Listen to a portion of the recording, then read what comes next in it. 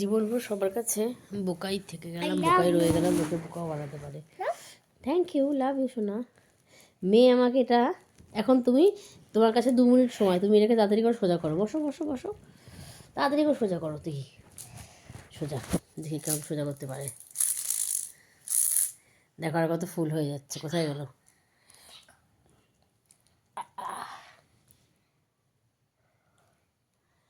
করে দিল সোজা। 2 মিনিটে 2 মিনিটও লাগেনি। দেখো গাইস, তুমি করো তুমি করো তুমি করে দেখাও, তুমি করে দেখাও, তুমিও করো তুমিও করো, তুমিও পারবা। 2 হাত দিয়ে না না, দরকার নেই, আমি ফুল করবো।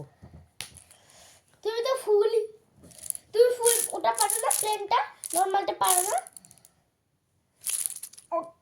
হবে না।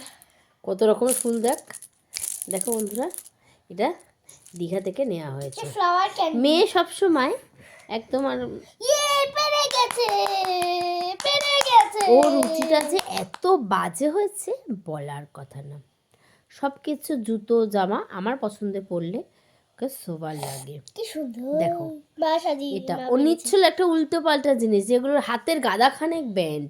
তারাপীঠে গিয়ে বৌদি কিনলো সব বাচ্চার জন্য। ব্যান্ড না, ওটা একটা জেলি কৌটোর মধ্যে। সেটা একটা তারাপীঠ থেকে নিল। তারপরে সেটাকে এত সুন্দর ছিল, সেটাকে হাতের মধ্যে ঢুকিয়ে আঙুল দিয়ে ব্যাস হয়ে গেল। নাচের ক্লাসে একদিন পড়ে গেল, পড়ে গিয়ে আসলো, বাড়ি এসে গল্প হয়ে গেল। তো যাই হোক, ভালো হলো আমার কি। তারপরে হলো গিয়ে ইয়েতে তারপরে আবার এই আমাদের পাশে একটা দোকান আছে কাকিমার, তার থেকে কিনলাম একটা। ঠিক আছে। তারপরে আমার বিয়ের আগে একটা জেঠিমা দিয়েছিল, সেটা তো ওর এখনও হয়তো সাইজ হবে না, আমারই বড় কত, ওর হবে আর কিছু বছর পরে ওর হবে। আর তারপরে আবার দীঘাতে গিয়ে কেনা হয়েছিল ক্যান্ডি। এটা হচ্ছে ক্যান্ডি ফ্লাওয়ার, এটা হচ্ছে ক্যান্ডি ফ্লাওয়ার ক্যান্ডি।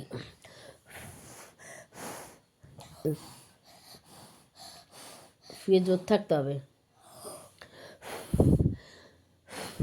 দেখো আমি হাত সোজা কিন্তু ঘোরাচ্ছি। এই দাঁড়াও, নিচে এগুলো বাকি আছে এখনো।